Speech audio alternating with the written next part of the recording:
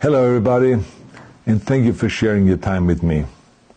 I'm sending this message through various different channels to reach my dear Russian friends and the Russian soldiers serving in Ukraine.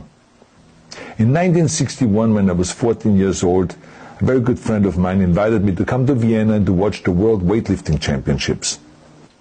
I was in the audience when Yuri Vlasov won the World Championship title, becoming the first human being to lift 200 kilograms over his head. And somehow a friend of mine got me backstage. All of a sudden there I was, a 14-year-old boy, standing in front of the strongest man in the world. I couldn't believe it. He reached out to shake my hand. I still had a boy's hand. He had this powerful man's hand that swallowed mine. But he was kind, and he smiled at me. I will never forget that day. Never. I went home and I put his photo above my bed to inspire me when I started lifting weights. My father told me to take down that picture and to find a German or an Austrian hero. He got really angry and we argued back and forth. He didn't like Russians because of his experience in the Second World War.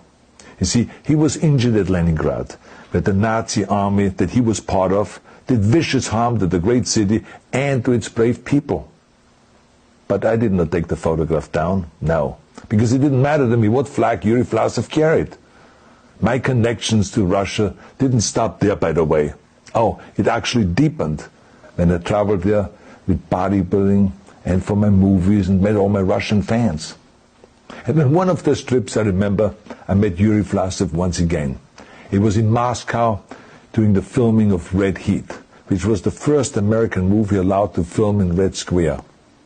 Now, he and I spent the whole day together. He was so thoughtful, so kind, and so smart, and, of course, very giving.